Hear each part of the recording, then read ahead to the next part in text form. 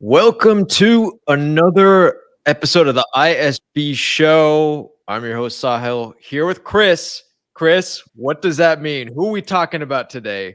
We talk Reggae Boys. That's right.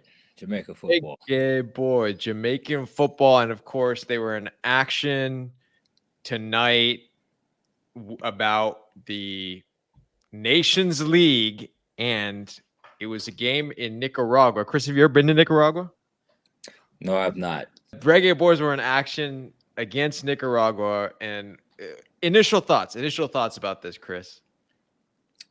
Yeah, I mean, I saw the lineup, the squad list that got dropped last week, Nicaragua has a turf field, and I think that very heavily affected the names that we saw on the sheet. A lot of names from the USL and MLS that we haven't seen as frequently in the squad, but I think that there was a very deliberate effort to keep certain names off of the team sheet this time around to potentially protect them from what I think in general is just seen as, AstroTurf or synthetic turf, the inferior field conditions that they don't want players risking injuries on. So yeah, so the biggest name, obviously, on the lineup when the lineup for the match came out was, Williams instead of Antonio. What was going on there? yeah, I need a perfect example. Like, there's no way that I think West Ham is going to loan him out and have him playing on a turf field. Okay. Similar reason why Bobby Reed, or I'm sorry, not Bobby Reed. He actually played, but Bailey wasn't in the lineup again, even though he played for Aston Villa. Why Shamar wasn't in the lineup? Needed to work on his fitness and form, but had a brace 24 hours after the press conference. Jamal Lowe wasn't available. Needed to work on the form and fitness. Had 60 plus minutes with an assist. There's a lot of coach speak going on by McLaren as far as I think some of the lack of availability is there. But look, they got the 2 goals they needed, the 3 points, and they're back up remaining at the top of the group. So Yeah. So what did you think about the match? That's one thing I wanted to ask you about because it was an interesting match, and I think Andre Blake was actually he had to do something here and there, So yeah, he did. I think there were a few times he was tested, and as usual, he can come up with a brilliant saves. I think towards the end of regulation, as he went to stoppage, had a couple real scares. Those were, I think, the best chances for Nicaragua. But otherwise, I mean, I think for the most part, the defense more or less did their job tonight. I think, keeping a clean sheet, that's just, if you can do that on the road, and now it's 2 games in a row that they've managed to, that's just a really great sign. And yeah, it's just pretty solid effort all around as far as being able to maintain the possession, keep the ball out of dangerous areas, and then when the ball did get in the box, they just had the foot or the knee or whatever part of the body they needed to get the deflection and keep it out of goal. yeah, how do you like Williams up top? What he obviously got the goal. He got a goal. Greg Lee, I think, was supposed to get that goal. Yeah. Mario Williams, he had his striker brain on.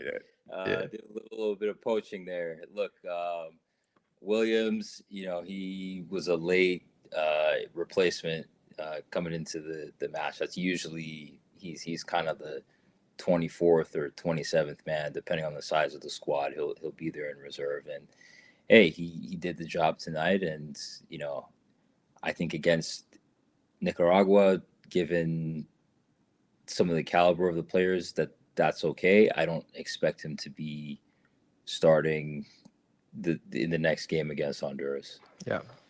So okay. So let's, anything else stood out for you in this game before we put like a wrap on this particular game, Chris? There was English Jamaica dual national with the first name of Mason who took the field tonight. It's not the Mason you're thinking of, though. Yeah. This is Mason Holgate. Okay. Not a whole lot to take away from the time he was on the field, the very limited run. But yeah, somebody that they're looking to bring in as a potential CDM and provides some more depth for the back line. So nice to see him get his first cap for the Reggae Boyz tonight. Yeah, I think that's definitely always a great sign when you have, new potential out there on the team and getting some playing time, regardless of who the opponent is. Absolutely. Let's talk a little big picture here. So Jamaica sits atop the group right now, going into the match against Honduras, right? Yep. How are you feeling right now? What needs to happen from here? Big picture wise, what's stuff looking like after tonight? Yeah, I mean, look, I think after the Cuba game last month that I was nervous because I'm like, this is where 3 points needed to be picked up, and it could hurt them, depending on how things shake out and if they get to the quarterfinals, that's where they may have to pay for that result. But they're in the driver's seat right now, and as long as you don't take a loss at home, you're going to be fine. Granted, I think 6 in a row, Honduras is going to be gunning to beat them. So a tough game coming up Monday night at the National Stadium against a very motivated Honduras side. But hey, they walk into the game with control of their own destiny, and I think in group play, that's all you can ask going into the final match day. Yeah, and in lineup wise, you think it's going to look quite different than what you saw against Nicaragua? I think Mikel Antonio will be starting that game. Yeah, it's no turf back in Jamaica, right? So we got and from what I heard, this window the field is looking decent. So yeah, we should be okay there. Okay, it would be a good time to go, Chris. If it would be a good time to go, but yeah, I think it's going to be a fun match. I think the crowd's going to be amped for it. Predictions, score wise. I was going to say a draw, but you know what? Let's give it the win. Let's see if they can get the 3 points and finish atop all of the League A. So I will give it a 2-1 Jamaica victory. Okay. And who's scoring? Let's get another one for Antonio.